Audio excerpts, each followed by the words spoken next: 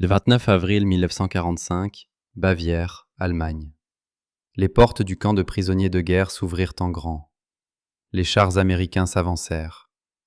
À l'intérieur se trouvaient 30 000 prisonniers, affamés, roués de coups, à peine en vie. Ce n'étaient pas des victimes de camps de concentration, c'étaient des soldats américains, les hommes de Patton, des pilotes abattus au-dessus de l'Allemagne, des parachutistes capturés à Arnhem, des fantassins de la bataille des Ardennes. Et au centre de la cour se tenait le commandant SS, le colonel Heinrich Merkel. Cerné, la guerre était terminée. Ses gardes avaient fui, mais lui refusait de se rendre. Lorsque les officiers de Patton exigèrent qu'il remette le camp, Merkel les regarda et prononça des mots que personne n'attendait. « Ces prisonniers sont sous mon autorité, je ne vous les remettrai pas. Si vous les voulez, vous devrez d'abord me tuer. » En apprenant cela, Patton ne se mit pas en colère. Il sourit, car George Patton vivait précisément pour de tels moments. Voici l'histoire de ce que Patton dit au commandant SS, qui retint ses hommes en otage jusqu'au bout. Pour comprendre ce qui se passa dans cette cour, il faut comprendre quel genre d'homme s'y tenait, et pourquoi Patton prit cette affaire à titre personnel. Fin avril 1945, la guerre en Europe était pratiquement terminée. L'Allemagne s'effondrait. Hitler était mort ou sur le point de l'être. Les armées alliées balayaient les derniers vestiges du Reich, libérant des camps de concentration, libérant des prisonniers, acceptant des redditions par milliers. La plupart des commandants allemands voyaient l'écriture sur le mur. Ils se rendaient pacifiquement. Ils remettaient leurs prisonniers. Ils évitaient toute effusion de sang inutile. Ils voulaient survivre et rentrer chez eux. Mais tout le monde n'avait pas reçu le message. Et tout le monde ne s'en souciait pas. Le colonel Heinrich Merkel était un croyant fanatique. Il était SS avant même la guerre. Il avait servi sur le front de l'Est. Il avait supervisé des camps de travaux forcés. Il avait vu le Reich s'élever et maintenant il le regardait tomber. Mais il refusait de l'accepter. Lorsque ses supérieurs lui ordonnèrent de prendre la tête d'un camp de prisonniers de guerre près de Moosburg, en Bavière, il y vit une mission ultime. Une dernière occasion de servir le Führer. Le camp abritait des milliers de prisonniers alliés, américains, britanniques, français. Des hommes abattus, capturés ou pris lors des dernières batailles désespérées. Les ordres de Merkel étaient simples. Maintenir les prisonniers sous contrôle, ne pas les libérer, et si les Américains arrivaient, négocier des conditions de reddition favorables en utilisant les prisonniers comme monnaie d'échange. Mais Merkel avait sa propre interprétation. Il ne négocierait pas. Il ne se rendrait pas. Ces prisonniers étaient sa responsabilité, et il les retiendrait jusqu'à recevoir des ordres directs de Berlin. Le problème, c'est que Berlin n'existait plus en tant que gouvernement fonctionnel. La chaîne de commandement s'était désintégrée. Il n'y aurait plus d'ordre. Le 29 avril, des éléments de la 14e division blindée américaine, appartenant à la 3e armée de Patton, atteignirent les abords de Moosburg. Ils avaient traversé la Bavière en trombe depuis plusieurs jours, libérant des villes et des camps sur leur passage. Lorsque des éclaireurs signalèrent un immense camp de prisonniers de guerre en avant, retenant des dizaines de milliers de soldats américains, le commandant de division envoya immédiatement une délégation sous drapeau blanc. Le message était simple. La guerre est terminée, rendez le camp, libérez les prisonniers, personne n'a besoin de mourir aujourd'hui. Les officiers américains s'attendaient à une négociation rapide, peut-être quelques marchandages sur les conditions, peut-être une demande de sauf-conduit pour les gardes, la procédure habituelle en fin de guerre. Ce qu'ils obtinrent, c'était le colonel Merkel. Il les accueillit à la grille, grand, mince, portant encore son uniforme SS complet malgré la chaleur. Ses officiers se tenaient derrière lui, armés mais nerveux. Ils savaient que la guerre était perdue. Ils voulaient se rendre.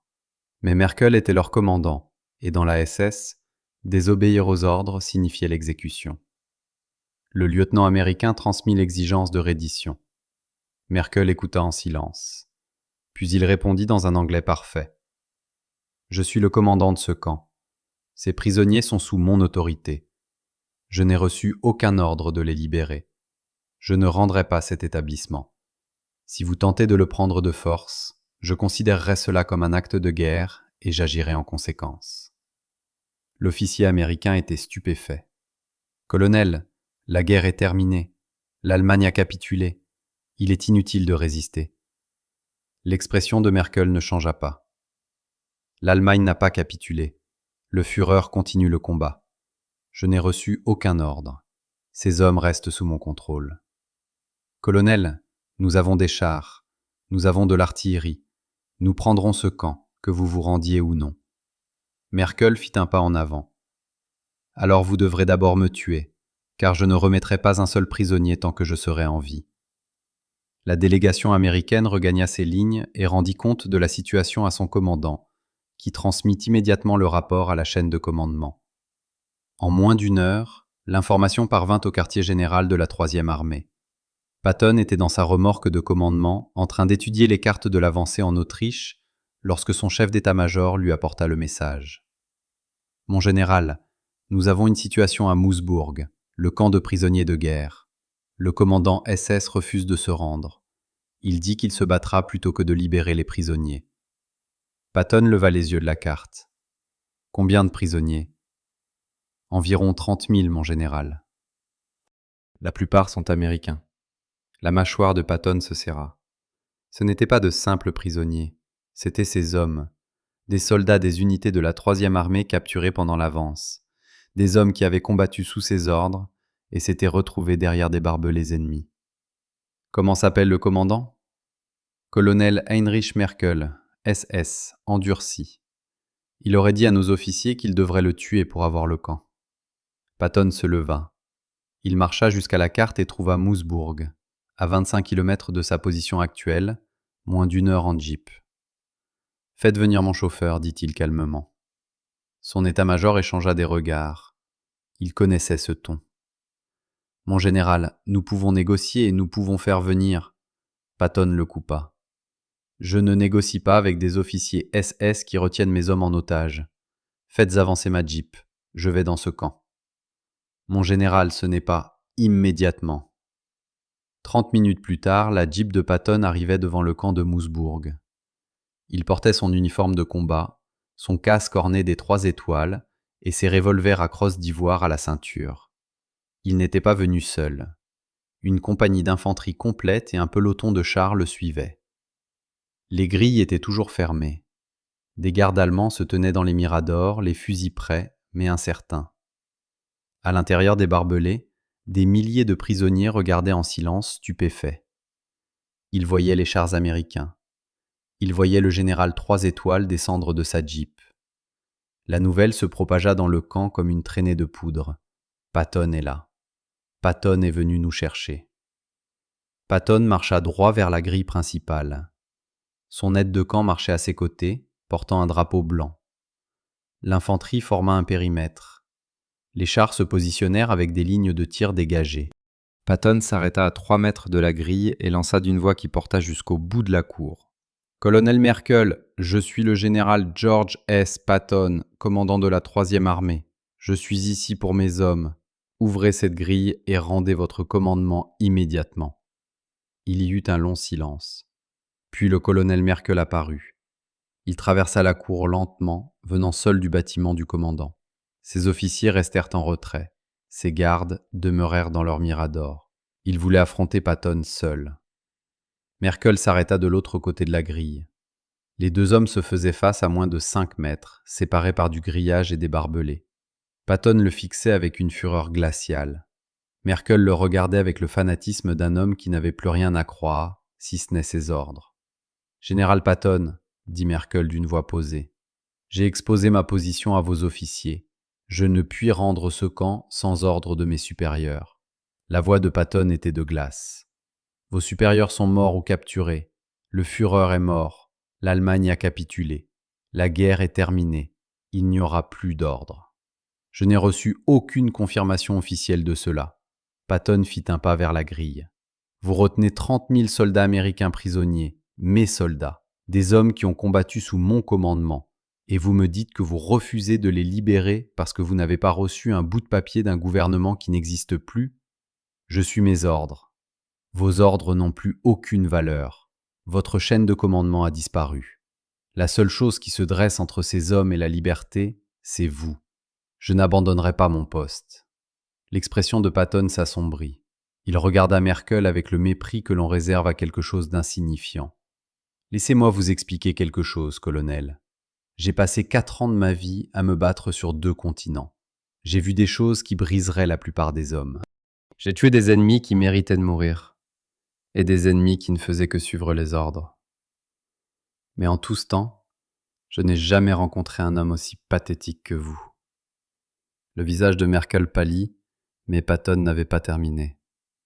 Vous vous tenez là dans votre uniforme SS en prétendant suivre les ordres, en prétendant faire votre devoir, mais nous savons tous les deux ce que vous êtes vraiment. Vous êtes un lâche. Vous êtes un homme qui a torturé et affamé des prisonniers pendant des années, et maintenant que la guerre est perdue, vous essayez d'utiliser ces mêmes prisonniers comme boucliers pour sauver votre misérable vie.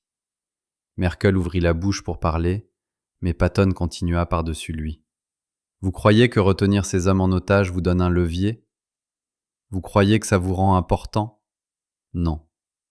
Ça ne fait de vous rien du tout.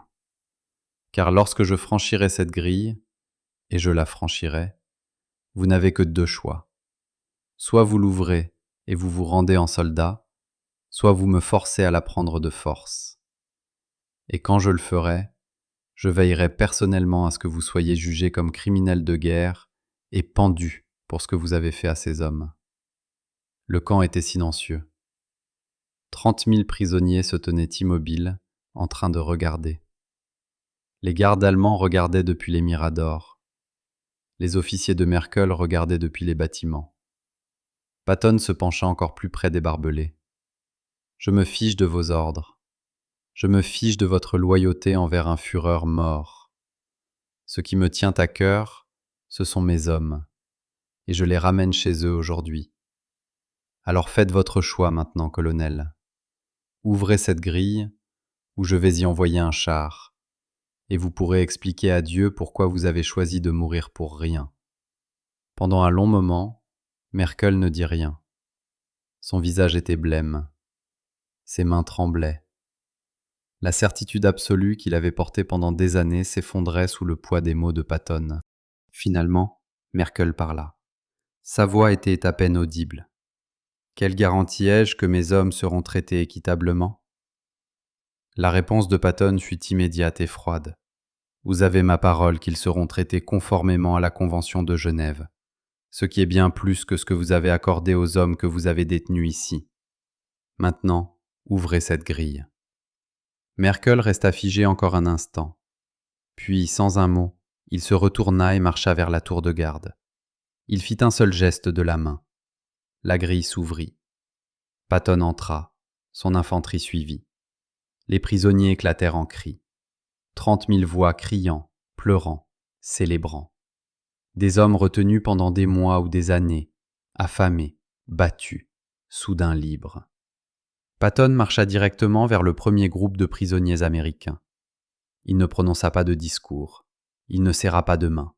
Il dit simplement « Vous rentrez chez vous ». Puis il se retourna vers ses officiers. « Nourrissez ces hommes, habillez-les et transportez-les vers les établissements médicaux. Je veux chacun d'eux hors de ce camp avant la tombée de la nuit. » Le colonel Merkel fut arrêté sur place. Il fut jugé pour crime de guerre, condamné et sentencié à 25 ans de prison.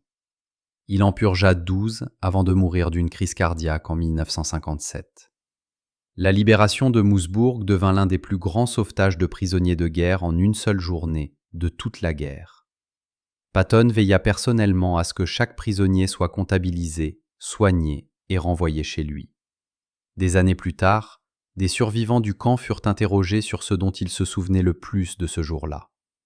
Presque tous dirent la même chose. Ils se souvenaient de Patton, debout devant cette grille, faisant face à un colonel SS, refusant de reculer jusqu'à ce que ses hommes soient libres. Un ancien prisonnier le formula mieux que quiconque. Nous savions que Patton était dur. Nous savions qu'il était intrépide. Mais ce jour-là, nous avons appris autre chose. Il n'était pas seulement notre général. Il était notre général, et il est venu nous chercher quand nous en avions le plus besoin. Patton ne parla jamais beaucoup de Moosbourg. Dans son journal, il n'écrivit qu'une seule ligne. Libéré, camp de prisonniers de guerre aujourd'hui. Ramenez mes gars à la maison.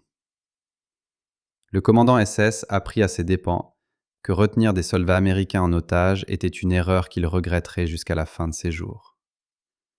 L'histoire de ce que Patton dit au colonel Merkel se répandit à travers la 3e armée en quelques jours. Elle devint légendaire. Un rappel que Patton ne commandait pas seulement ses hommes, il se battait pour eux, il les protégeait. Et il était prêt à affronter n'importe qui, même en toute fin de guerre, pour les ramener chez eux.